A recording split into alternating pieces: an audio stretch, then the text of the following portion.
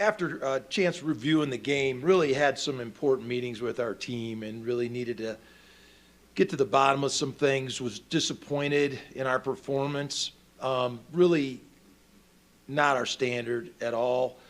And so we really have to continue to work on some areas and get in the mindset of our football team to where we want it. We played for spurts in that game. There were series and quarters in that game where we played the way that we really wanted to, and then there were too much of that game we did not play the way we wanted to. So we're working on that. We're excited to be back on the practice field, and really looking forward to our opportunity to go to Pullman this week and play Washington State. They've done a really good job. They're 2-0. And really have a very similar offensive scheme to what we play. And I think that's going to serve us well this week. The schemes on both sides of the ball are very similar to what we play. And so Washington State's done a great job. Their quarterback, Cameron Ward, is playing really solid football. They've got a good running back, and Nakia Watson, who's a physical kid, 223 pounds, runs downhill, and a really quality receiver in Donovan Ali that's playing well. And they've been somewhat consistent the first two games. Their defense played extremely well last week, a big challenge going into Wisconsin. And they're led by number one, Deion Henley. Deion's a kid that we know well. We recruited him at Nevada, and he transferred to Washington State last year. And tremendous linebacker, very athletic, kid out of Crenshaw High School in Los Angeles. Good football player. Defensive end, Brennan Jackson, number 80, really active, hard-playing defensive line. And then their safety, Amarni Marsh, number 8, does a really good job.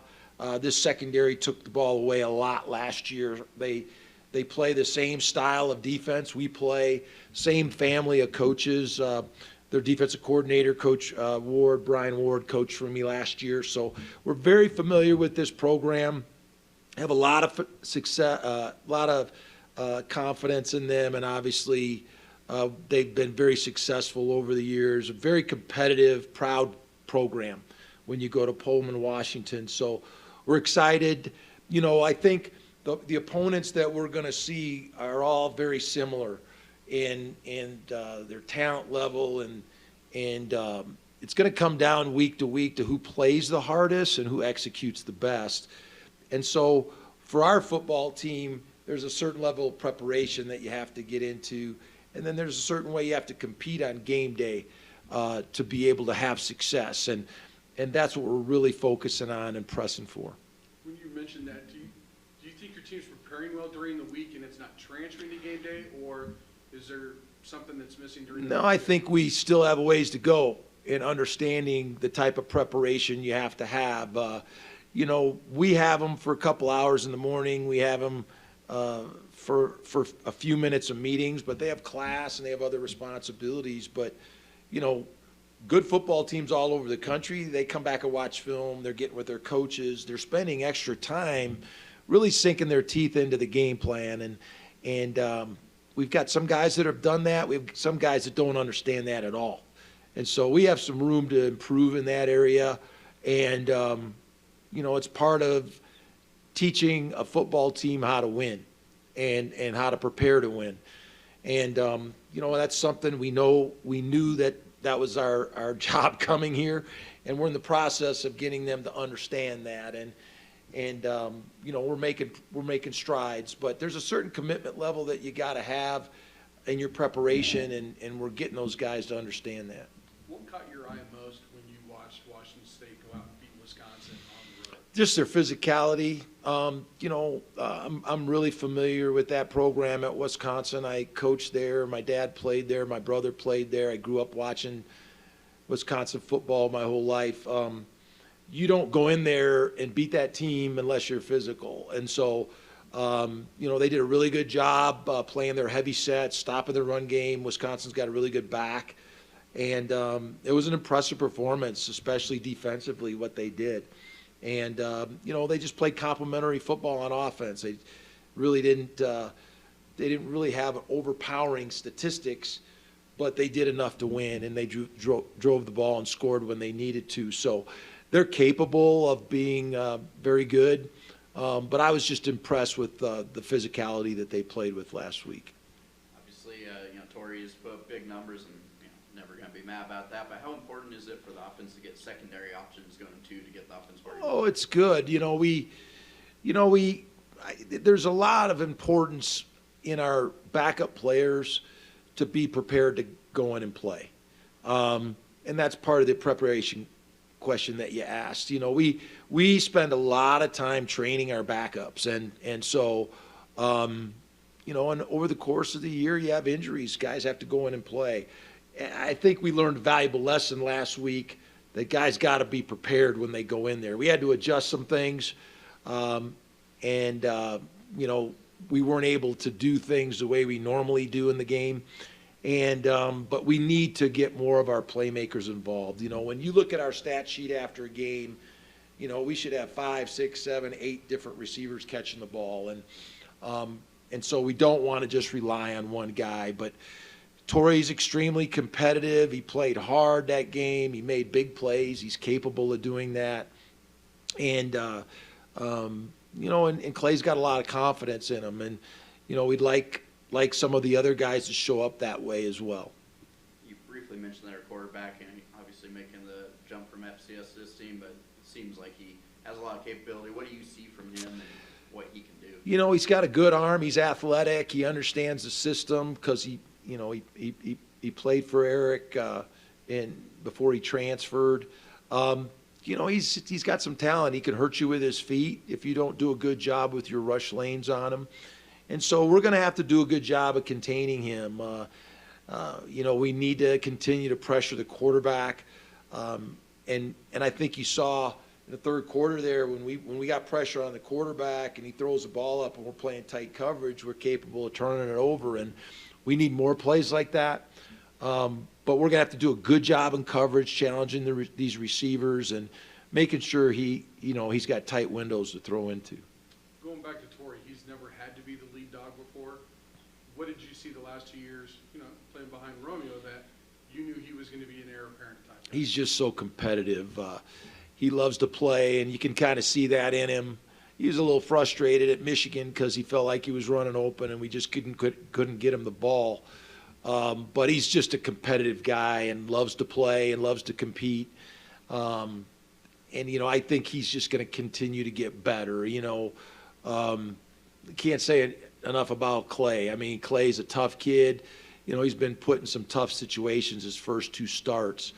But Clay and Romeo, that combination should continue to get better. And, the other guys that are playing with them, their chemistry should improve as we continue to play too. What have you seen Torrey get better at over the years that led up to what he's ready to do now? Just his route running. I think he's got an incredibly long stride, and so he can eat up a lot of grass on long routes. And it's when you talk about the great sprinters, they talk about their stride length and how much grass they can eat up. And Torrey's that way. I mean, he can get up on a DB before they know it. And, and we love that in our offense. We love to stretch the field. We think if we could stretch the field vertically now, it opens up everything horizontally for us, and it also opens up things in the running game. So that's an important element to our game. I think you've seen us play in spurts, a series here, a series there. We scored 3 touchdowns in a very short amount of time, and it just shows what we're capable of doing. I mean, you couldn't have told me we weren't going to win that game in the third quarter because we've done it so many times in the past. And so it's just a matter of executing for 4 quarters. And, I think our kids are on the path to understanding the preparation that they have to make to be able to do that. Torrey's pretty young for his grade, isn't he? Yes. And has that helped, or get a bunch of reps early as a pretty young guy? Yeah, I mean, he started his first game as a freshman. He scored the first touchdown against Wyoming, and I grabbed my receiver coach. I said, "Is he all right on this play?" And he said, "Let him go, coach. He's good." But he's just prepared. you know, some kids are football kids, and they prepare for the game and they look for their opportunities. And Torrey's always been one to take advantage of his opportunities. And so I never worry about him being ready to go, and we trust him. And you know, I think that's the other thing. You know, sometimes we've looked ugly at times, but what we're trying to do is a very skilled thing, and it takes development, and developing playmakers takes development. Torrey's been in our offense for a couple years. He understands it. Clay's been in our offense. He understands it. And, you know, we want to bring the other guys around. You know, Melquan's been in it. We got to keep bringing Dante along and the rest of our receivers and develop them with the same kind of chemistry that Torrey and Clay have. During your third quarter burst, the defense had a big part of that, creating back-to-back turnovers. Coaches talk about how it becomes infectious. Is that what you're looking for, is those turnovers now maybe starting to bleed into more? There's no doubt. And you know, we really emphasize that during the week. You know, we do turnover circuit, punching the ball out, stripping the ball, getting tips. And then the great effort of our defensive line. You know, our ends putting pressure on the quarterback. You know, I think Mo had a big hit on the quarterback on the interception, and he had to get rid of it. And that adds up on a quarterback over time, but it's a collective emphasis. It's something that we want to be known for, and you know, and we're working towards it. We're not there yet. You know, we had an amazing team a year ago offensively that really took care of the ball. You know, we got some young guys trying to understand our scheme, and we got to continue to press for that type of execution. So we're excited about what we can be. And we know that we're not there yet, but we're getting closer every day. What do you think about the game that Jack had with 17 tackles and that interception? Yeah, I thought Jack played all over the place, and you know, that's the kind of effort that we love about him. You know, you gotta play with tremendous effort, and we had a handful of guys that really did that on Saturday, and we want more. But the examples that he showed, the way that he laid it on the line and making tackles, and then the great interception and Chiggy getting a tip and then him getting the ball. But it was all effort. It was a great effort play on the pass rush. It was a great effort play in coverage. And then it was a great effort play him getting the tip. And so it just shows that, you know, when you play with that kind of effort, good things happen. And we're starting to see more examples of that. Justin, anything?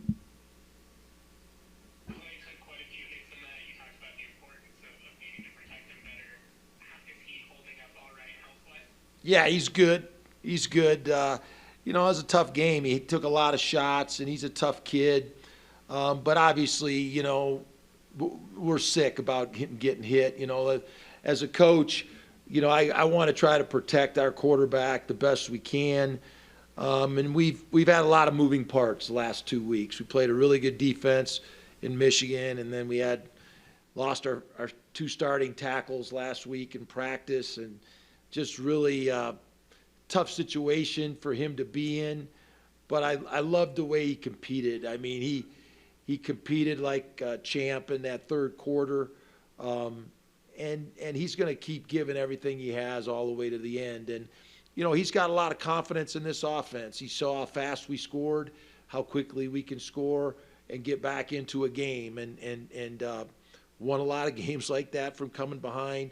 And, you know, I think this offense will gain confidence from some of those things that happened to us Saturday. And then just going into last week, you mentioned that Middle Tennessee liked to bring a lot of pressure. You saw some of that out over the weekend. Does Washington State like to bring similar pressure? Not as much. They're certainly capable. They've got a really good blitz package, very similar to what we see in practice every day, but not as much blitz. You know, from this defense, they really play hard. They use a 4-down rush. They bring their front hard. They play with tremendous effort and technique, and you know, they play a lot of coverages. A lot of coverages similar to what we see. A lot of cover 3, a lot of cover 1. They'll play some split coverage in long yardage situations, but you know, they just try to play sound defense and not get out of position, give up big plays. Thanks, Jay. Thank you. Thank Thanks, guys.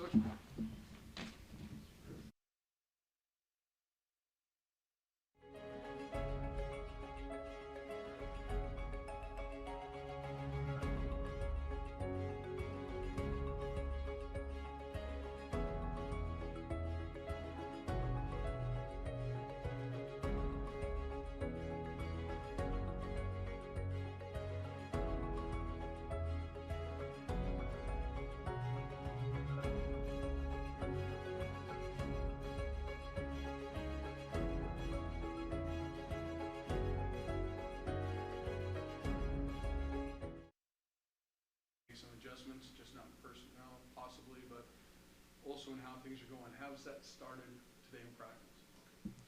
You know, it's all about getting our new tackles confidence in their play and how they do things. You know, I guess those guys weren't really ready to go in until our guys got injured on Wednesday. It's a very short, sudden thing.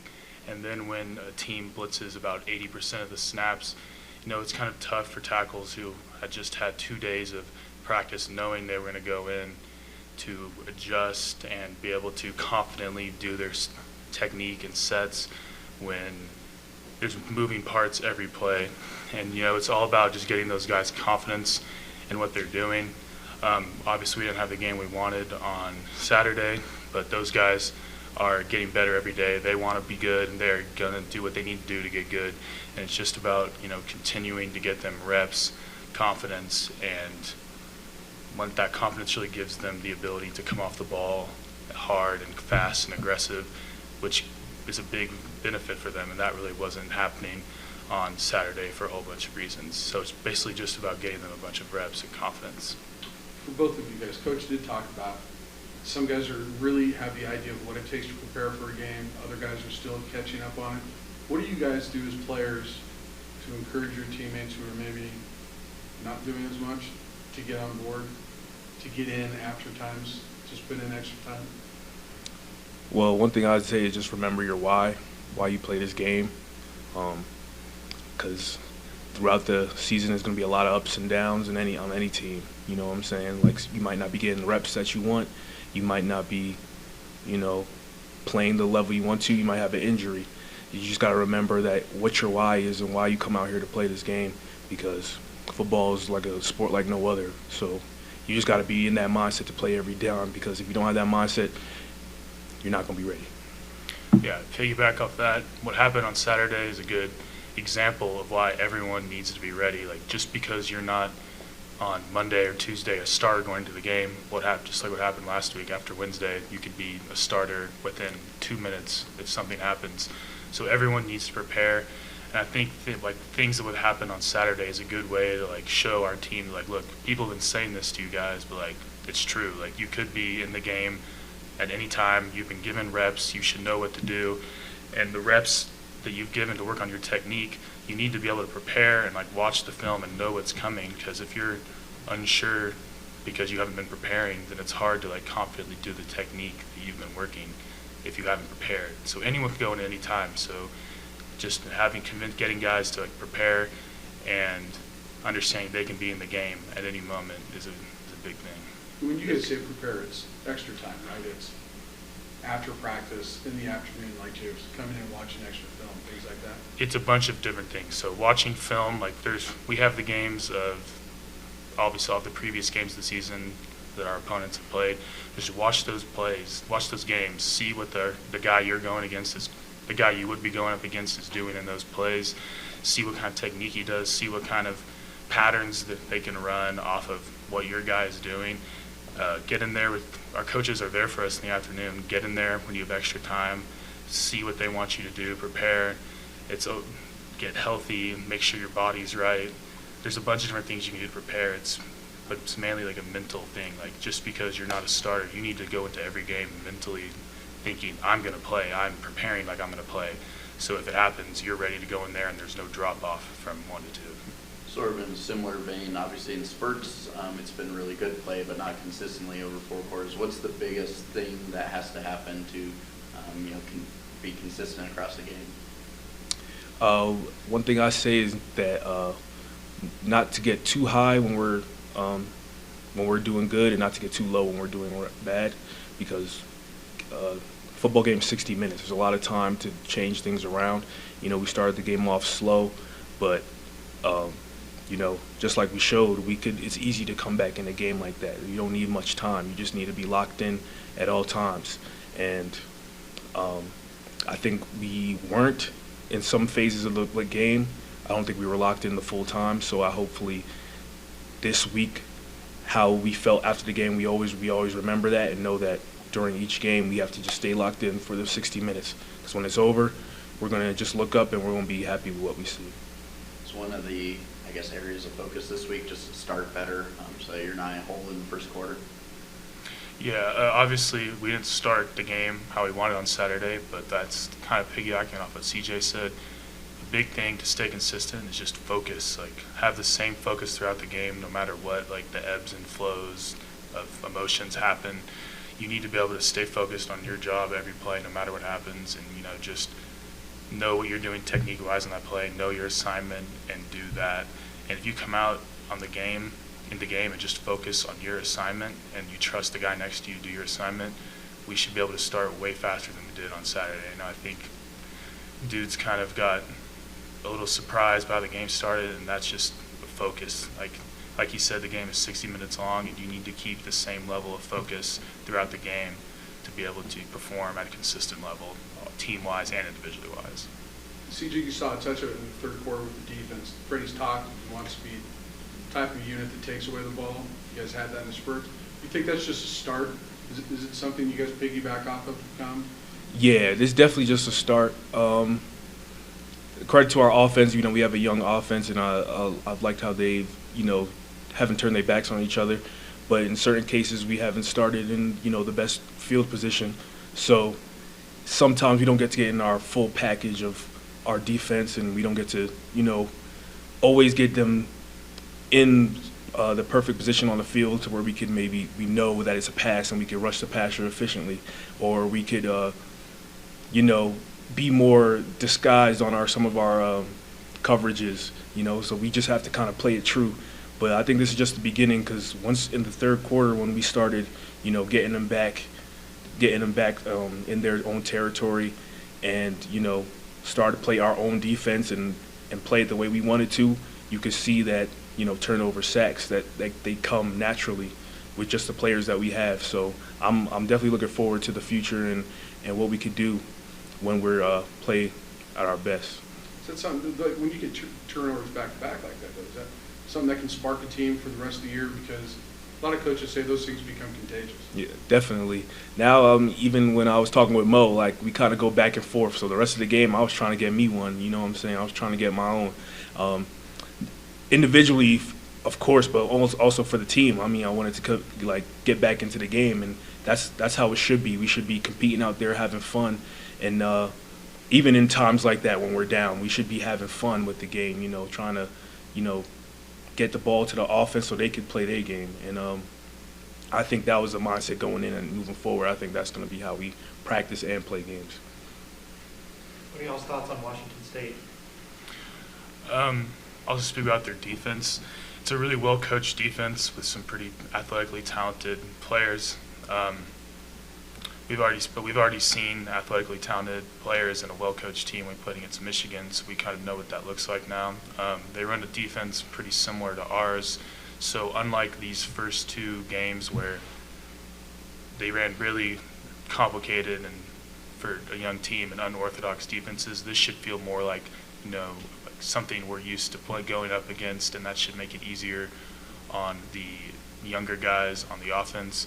But they're a well-coached team. They have athletically talented players. And it's just going to be up to us to, you know, trust our technique, not drown out the noise.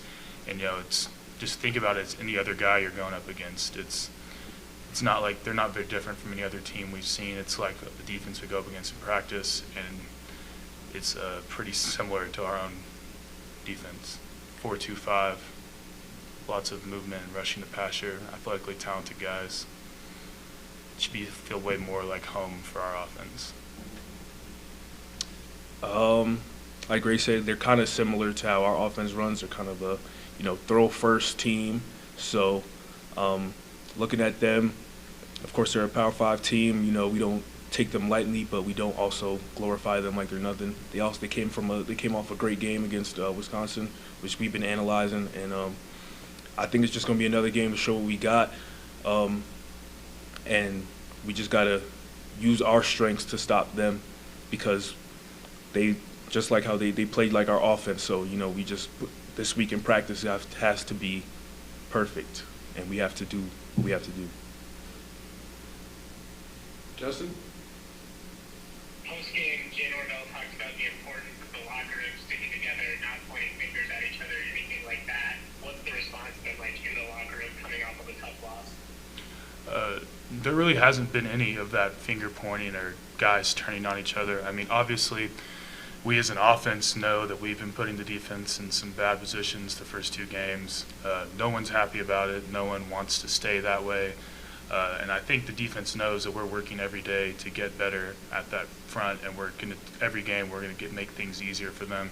So there really hasn't been any guys turning on each other, any like poisonous things coming out of the locker room. The whole team just wants to get better, and we know we have the talent to do it. It's just about, you know, what I've been talking about this whole time, like trusting our technique and focusing on that. And, you know, guys need to, and they are, focusing on their own job. And when that happens, you'll know the guy next to you is doing your own job, and it builds a trust. Builds a trust through everyone, knowing that everyone is going to do what they're supposed to do. And so guys are really just, you know, more internally focused. What can we do better? What can I personally as a player do better? And not pointing fingers. Pointing fingers isn't going to get us nowhere, and we're not going to improve as a team that way, and we want to improve as a team. Definitely, I agree with that. I feel like